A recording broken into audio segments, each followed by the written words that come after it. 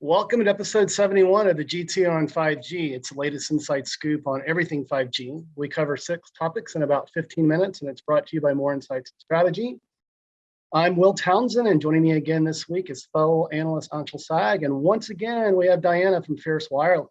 So let's get started with my first topic. This week, Dell conducted its Tech Summit, and there were several telecom-related announcements. One was on a bare metal orchestrator, which, in my opinion, has applications obviously, beyond telco. But Dell, focused that announcement on sort of telco workloads and that sort of thing. There were several edge announcements as well as Dell continues to build out its portfolio. And question for me is is Dell finally moving the needle with respect to its focus on 5G? Because they've sort of been on again, off again.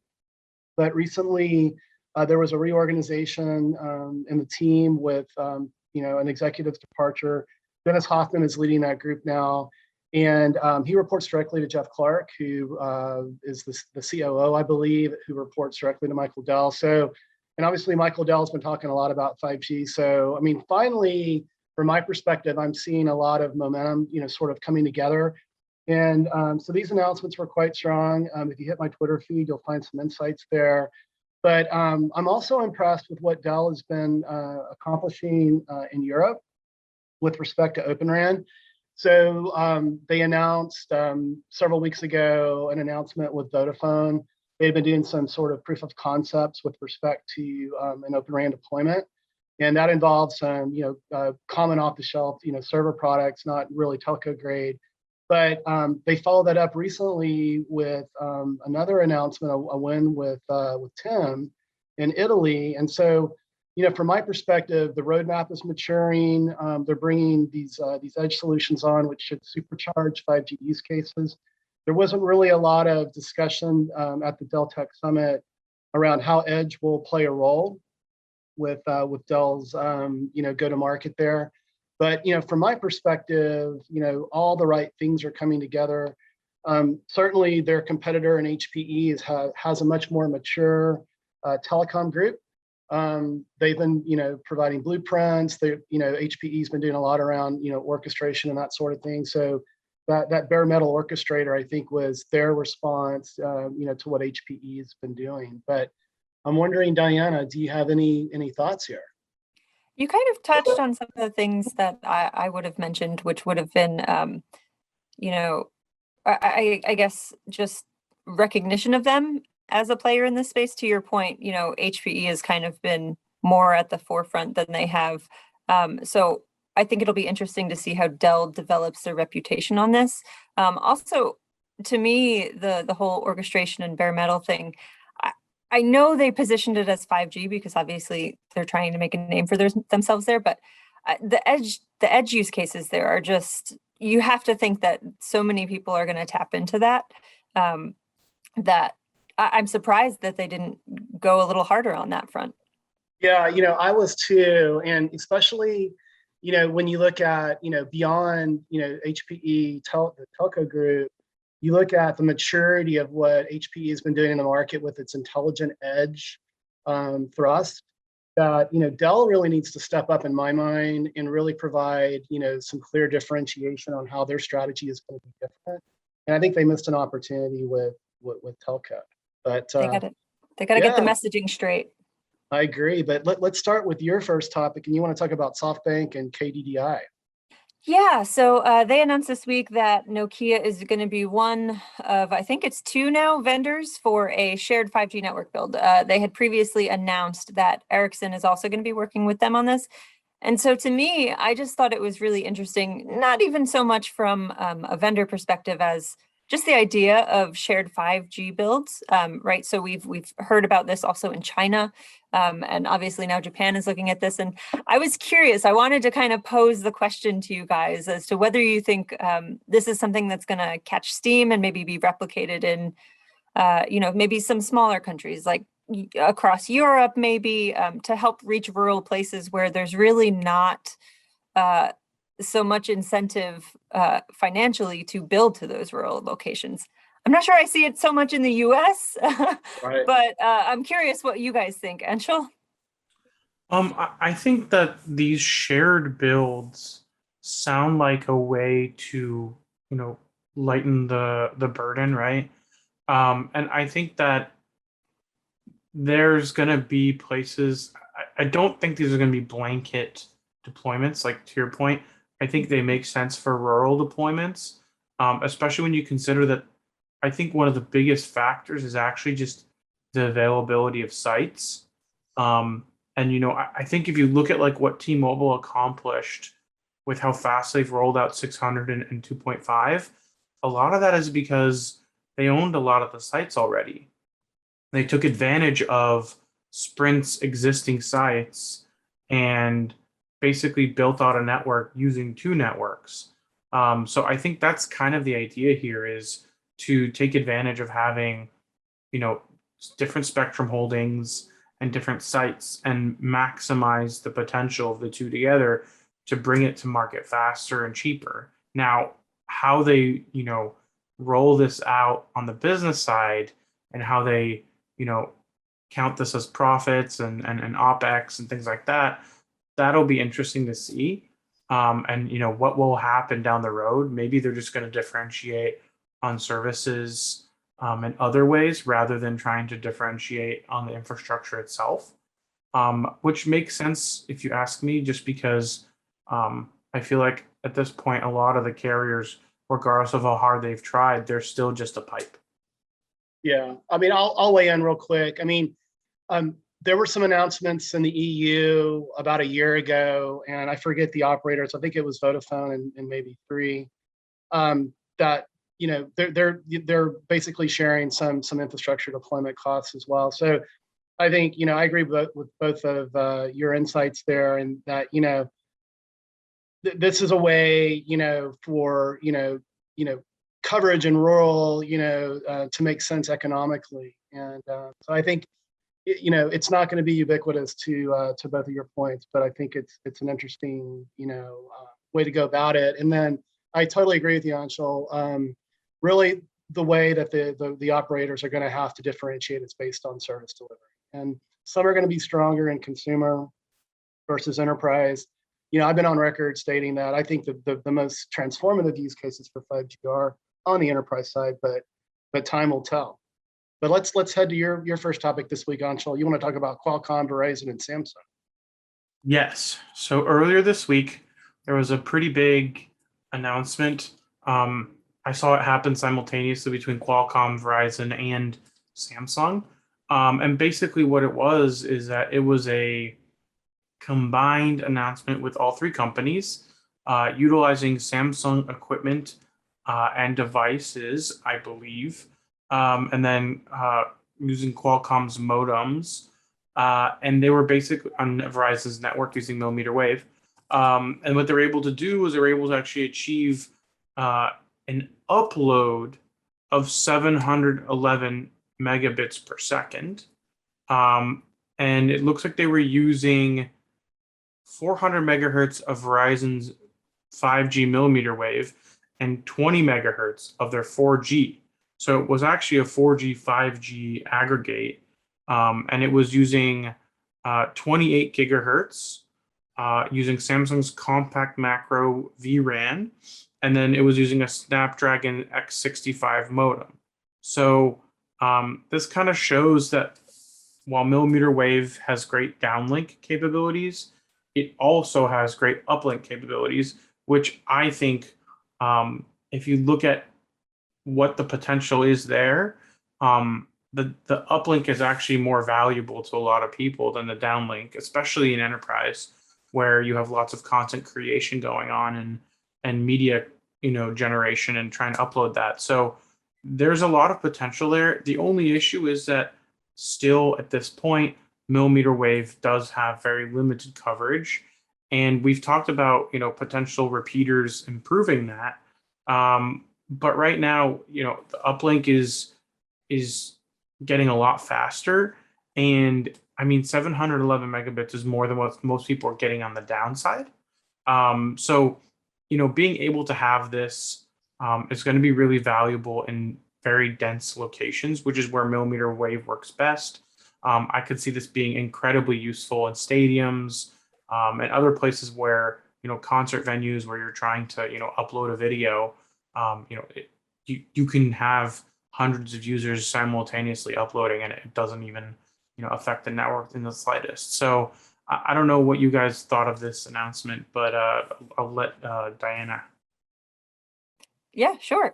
So I have to confess, when I first saw the announcement, I didn't read it as upload. I read it as download, and I was like, what is this? Because for so long it's been, gigabit, gigabit, gigabit. But yeah, this is really impressive for upload. And to your point, I will be interested to see if this stays for mobile or if Verizon tries to turn this into an enterprise play for fixed wireless, right? Because that's where it would be, like, to your point, very valuable because it has to be in dense locations. Which would be good for a campus if they're using fixed wireless and kind of beam it into the office. My other thought would be, I wonder if people don't go back into dense locations quite as much as everybody's kind of banking on. I will be interested to see how they translate this into a broader offering that still has value, right? So obviously these speeds are awesome. I can, to your point about content creation, doing work, things like stadiums, I'm sure will be fine, but the more office oriented use cases, I'll be interested to see how those play out and whether or not Verizon needs to look at getting these to a broader audience. Because I think if people have it in their hands, they'll find a way to use it. Will, do you have? Yeah. Yeah, no, I would agree with that, Diana. And, I continue to be impressed with Samsung Network. So, they've been a key launch partner of Verizon. So I wasn't surprised to see that they participated, with Qualcomm here, with this deployment, proof of concept, whatever. But it continues to demonstrate the maturity of what Samsung Networks is doing from an infrastructure perspective. And it's a great segue to, like, my second topic this week and final topic. And AT&T and Ericsson announced a partnership which is going to allow AT&T to deploy 5G standalone across its C-band, spectrum assets. And the big, $1 million question for me is, how quickly can this happen, right?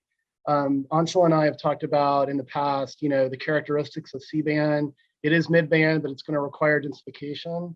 And, we've been sort of, opinionated with respect to how quickly Verizon, can get that out, given just the massive amount of spectrum that it purchased in the C-band auction. But what I found interesting with the Ericsson announcement with AT&T, there are a couple of different technologies that are going to be employed. 5G carrier ag, which is not surprising. There's also an advanced RAN coordination platform that's going to help bring some efficiencies to front haul. But what I found interesting is Ericsson has an advanced antenna system, and they believe that that's going to be key to getting C-band deployed, because that IP that they bring to market enables extended coverage while also supporting the right throughput and capacity for applications like FWA and that sort of thing. So I think it's going to also require some small cell densification to bring that all together. But it's exciting to see that AT&T is beginning to move now into standalone. We've talked about T-Mobile and how they've been first standalone in the US. But I'm wondering, Anshel, do you have any feedback here? I'm glad to hear this announcement, and I'm hoping that this will speed up AT&T's deployment, because I just think that AT&T and Verizon have both kind of decided that they're slowing their deployment of standalone, even though I think that's a mistake. But I know that they are obviously choosing to do this because they probably don't think that standalone will be very useful unless they have mid-band rolled out. So I think they're prioritizing mid-band over SA, even though I do think that they should be doing both, because I think the business benefits of mid-band won't be realized unless you have standalone. I'd agree. Diana, any thoughts? The only thing I'd add is that in terms of timing, I'm not sure if it's specifically for their standalone rollout or just for their C-band rollout more generally, but we do know that AT&T is kind of planning to cover 70 to 75 million people with C-band by the end of next year. And then they're looking to push that to 200 million by the end of 2023. So I'll be interested to see whether that is indeed standalone or if that ends up being non-standalone. I think it's interesting because Ericsson's also they seem to be on a hot streak right now because right, did they also got that really massive deal with Verizon recently. It was something like 8 billion. So yeah, it'll be interesting to see how AT&T's rollout plays out. To the previous point about needing densification, they have a lot on their plate right now. They're still getting rid of all the, well, they just closed, I think, the DirecTV deal, but they've got this whole fiber rollout also going on in tandem. Yeah. So I personally will be looking at whether they're running fiber to any of these maybe new densified towers. Because that's one of the things I've been working a lot more in wireline recently, and convergence is kind of the thing that everybody's talked about for the last couple decades, but is now actually finally a thing, right? Because fiber can feed not only the homes, but also the towers. So we know Verizon has already kind of got that in the back of their mind with, I think it's their one rollout. And I think AT&T is kind of looking at doing the same. So I'm going to be having an eye on that going forward. Yeah, they do have a lot on their plate, certainly. So great insights, Diana. Let's move to your second and final topic this week. You want to talk about Orange and Nokia. Yeah, so this is kind of one of those kind of tangential 5G topics, right? It kind of goes to some of the other stuff I've been interested in the way 5G and environmental issues have kind of collided.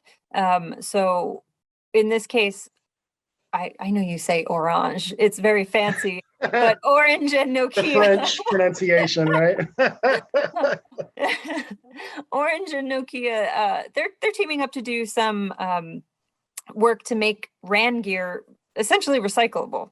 They're going to refurbish it and then redeploy it with Orange subsidiaries, which is kind of cool. This covers 3G, 4G, 5G, which will be interesting to see if that has any impact on 5G deployment costs, maybe in some of Orange's less prominent markets. I think they have several markets, right?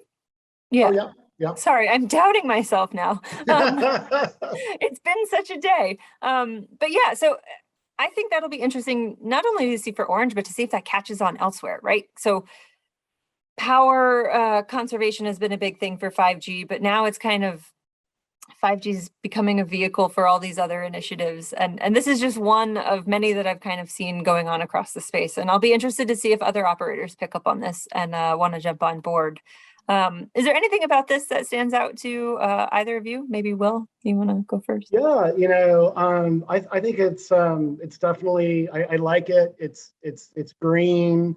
Also, if you think about, and I don't know specifically, I didn't read through the entire announcement, but if you kind of add sort of the kind of CapEx superpower of Open RAN as well, this could be, quite compelling, right? So on the surface, I think, it's interesting, and I wouldn't be surprised to see other operators adopt it. I wonder, Anshel, what your thoughts are. I actually think, I'm thinking, as the economist I am, I'm thinking about the economic impacts on pricing for equipment downstream, especially like lower end equipment, and what this might mean for pricing in developing countries. Because I think when you start flooding the market with affordable equipment that's refurbished, you actually give more choice. And as a result of creating more choice, you create competition for price. So I think this will actually drive some more competition in developing markets, which ultimately will allow developing countries to get access to more equipment less expensively and allow them to modernize more quickly, hopefully giving them the opportunity to have access to data to potentially improve their own condition when it comes to climate change and the environment, and build smart cities for cheaper using refurbished equipment. Yeah, no, it could be quite compelling. Well, hey, buddy, your last topic this week, you want to talk about open signal report and T-Mobile. Yep. So it's time for the October Open Signal report, which means we've got other ones coming very soon. But this one kind of supports what we've been talking about over the last year with T-Mobile's mid-band rollout, which is that their mid-band rollout is allowing them to pull away from the competition. And the fact that they have this low-band 5G means that they have 34.7% 5G availability nationwide, which is compared to AT&T's 16% and Verizon's 9.7%. So one, that's just like the time you have the 5G logo visible on your phone and it's not lying to you. And then when we're looking at download speeds, this is also another illustration of how much the mid-band is helping T-Mobile versus AT&T and Verizon. AT&T's 5G download speeds are averaging at 51.5 megabits per second, while Verizon's are at 56 megabits per second. And that's obviously because their low-band 5G DSS is dragging down their millimeter wave now. And then T-Mobile's download is 118. So they're now well over 100 megabits per second, and they're well over double both of the operators. In fact, if you want to be obnoxious, you can say T-Mobile's 5G download speeds are faster than AT&T and Verizon combined. So that's a pretty big deal. I do think Verizon and AT&T will eventually catch up, but I think that T-Mobile will also continue to grow as its mid-band coverage and density improves. I truly believe mid-band is going to be a 2 to 3 year deployment for anybody. So I don't think we'll realize T-Mobile's mid-band potential until another 2 years from now. So I think AT&T and Verizon are going to be on that same 2 to 3 year cycle. And I don't see Verizon or AT&T rolling out their mid-band networks any faster than T-Mobile has. So we'll see what happens there. But other than that, upload speeds are actually a lot closer. And I think that's because, uplink, there's a lot less spectrum being utilized there. But T-Mobile was faster there too, with 16.1 megabits per second versus Verizon's 14 and AT&T's 9.7. There's also some gaming tests and video tests. Gaming and video, Verizon wins both of those according to OpenSignal. But overall, it's a pretty clear win for T-Mobile, especially when it comes to downloads and coverage, which is, I think, what most people care about right now. Yeah. My comment, because I spend time with T-Mobile and as well as you, my friend, is that what I want to start seeing now, because they do have this lead from a deployment perspective, I want to see more discrete 5G services. I mean, we're seeing some pops here and there with, we've covered on a prior podcast this remote piloted vehicle service that's being launched in Las Vegas. It's not proof of concept; it's actually being launched. And but I think T-Mobile for Business, as they sort of mature that portfolio. I mean, obviously T-Mobile was very heavily consumer focused prior to the Sprint acquisition. Sprint brings some business acumen. Some of the leaders within the TFB organization are former Sprint executives like Mishka Dinigan. And so I'm waiting, for some of these, discrete, services that really take advantage of its lead on the deployment. I'm wondering, Diana, what are your thoughts? Mine are more, I guess, personal in nature. I actually have T-Mobile service. I don't usually talk about who my carrier is, but in this case, there are times I will say, I wonder what the breakdown is between urban and rural performance. I feel like I'm in a pretty, not like a city, but I'm in the suburbs, right? And there are times where I have the 5G logo, I have 3 bars of service, and nothing's happening on my phone. So I do sometimes wonder how these are impacted by congestion. So like if you're driving home in traffic and you're in the passenger seat for sure, looking at your phone, and there are a bajillion other people next to you, how that might impact some of these speed performance. And to your point about enterprise services, how this will perform in a crowded office or a crowded stadium. So I just am curious about some of the methodology behind it, which is my own fault for not reading into it. But yeah, I like these reports, but sometimes I feel like maybe the picture is not as clear cut as they would lead us to believe. So the only other thing I would add is, Anshel already mentioned this, the C-band rollouts are coming from Verizon and AT&T.